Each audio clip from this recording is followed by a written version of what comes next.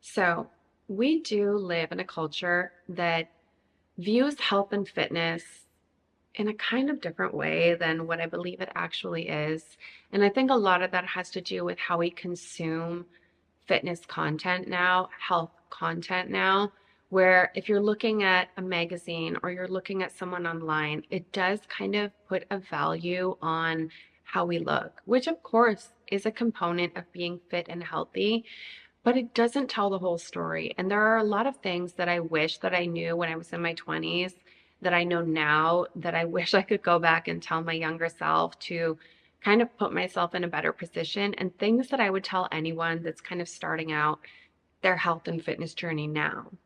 And those are some things that I wanted to share with you guys, things that I thought about that I think are not really well represented when we're seeing this sort of stuff online. I mean, we're not hearing about people's mental clarity, what's their sleep quality like? What are their energy levels like? We're kind of looking at health and fitness through a visual representation and a visual representation only. It's rare that we can dive into something more than that because a lot of people do just look and they don't read the captions, or they want to consume a 30-second reel and not a full length video. And if I were going back and talking to my younger self, these are some of the things that I would say. That looking healthy does not always equal being healthy. When I think that I looked my best, when I was the most fit looking, I'm talking doing fitness photo shoots, six pack abs, competing on stage, like shredded arms and back. I was actually not feeling my best. As a matter of fact, my hormones were screwed up, my sleep was screwed up, my energy was tanking. I mean, I was just not, I was bloated all the time. I mean, I was not feeling my best. And when I actually felt my best, was not totally on the other end of that, but was with more freedom, less restriction, and actually looking at health and fitness not through just the lens of looking healthy, but actually being healthy. And that meant adjusting a lot of things, like how I was eating, upping my calories a bit, slowing down on the training every single day to, wanting to feel sore and always hitting my max. Um, you know, I wanted to make sure that I was actually being healthy.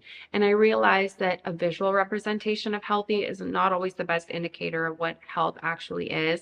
Health is feeling it, getting up in the morning, having energy, not being bloated all the time, having good digestion, having good sleep quality, mental clarity, not having mood swings. All of these things are what actually contribute to being healthy. And that's something that I wish I knew sooner, that being the most shredded or looking the most fit is not actually being healthy. Like there's looking fit and there's being healthy. And sometimes they collide, but sometimes they don't. I still think that I look fit now. I mean, I do. I like my body. I think I have a good body, but it's so different than where I was a few years ago. And I think that I'm way more healthy now than I was then. The second thing would be that more workouts do not equal faster results. I know. It's shocking, right? That working out more does not always mean you're going to have faster results. Now, does this mean that working out less is going to give you faster results? No.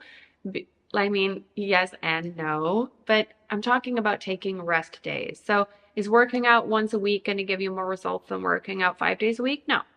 But is working out 7 days a week going to give you better results than working out 5 days a week? Also, no.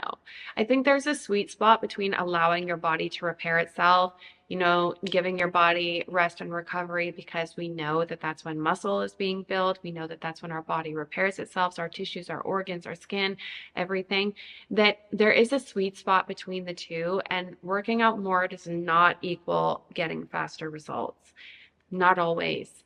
There is that sweet spot, and that's something you need to find for yourself. And your body will definitely let you know.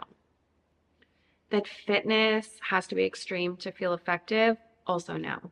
I mean, you do not need to be aching after every single workout. People talk a lot about DOMS, delayed onset muscle soreness, and they think that that means that they had the best workout, that they did the best workout, and now that it's going to be amazing and they're going to have such results. But you don't actually need that all the time. In fact, I actually think that that's going to be counterproductive, because if you're too sore to go back and give a workout the next day or 2 days later, it's usually 2 days later, or 3 days later, if you're still recovering from that one hard workout, I believe that you're actually going to have worse results. Like, do you want that sometimes, especially in the beginning? Yes, because you want to know, okay, did I target the right muscle group? Is the workout that I'm doing effective?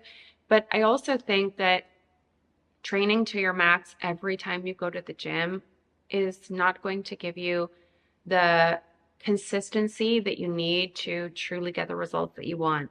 If you're too sore to go back and do it again 2, 3, 4 days later, then you're going to actually end up putting in less work than the person that goes a little less heavy but goes more consistently. That supplements are the secret. No, they're not. Listen, supplements can be great to add in to already existing healthy diet, healthy habits, consistent effort in the gym, but they're not going to be like such a game changer for you that it's going to be the thing that fixes everything and gives you the 100% results that you want. It's not. They're, real food, sleep, consistency. These are the things that are going to be the building blocks of getting you where you want to go. And supplements are just going to be an addition to that. Something nice that you put on top. No pill, no powder. Nothing is going to replace the healthy foundational habits of getting to your health and fitness goals. The last one that I would say is that the scale is not measuring your progress. Now, listen, if you're someone that's like overweight and you want to get down to a smaller size, then yes, it will be a good indicator sometimes of your progress. But I think that for a lot of people, we get caught up on this number and we forget that when your body is in a recomposition phase, that a lot of times you're not going to see the scale moving. I've mentioned this in previous videos before. I should do before and after picture, and maybe I will, but I am like 12 kilograms heavier now than I was like 8 years ago. And to be honest, I don't look that much different. I mean, to be honest, I think I'll look better. I have a little bit of a juicier booty, more defined legs, like some nicer shoulder caps, a tighter stomach, but I don't think that I look that different. And if I were to only focus on the scale, I would think that I was gaining so much fat, body fat, and that I was actually going against my goals, when in actuality, I was reaching my goals, but putting on more weight as the years went by. Now, of course, some of that is fat. I'm less restrictive in my lifestyle now, but in actuality, the difference between the two is not that different. I'm just stronger now, and my body, is more shapely. I have a little bit more curves to me.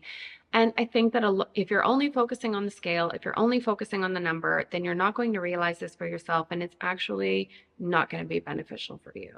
I hope that these tips were helpful, and it's something that I wish that I knew years ago. Of course, I have like a million other tips I could throw in the video, but in the sake of not keeping it too long, if you guys have any other tips or tricks, as always, leave them in the comment below. If you have any questions or opinions, go ahead and leave them in the comments below. I always welcome them, and I will see you guys in the next video.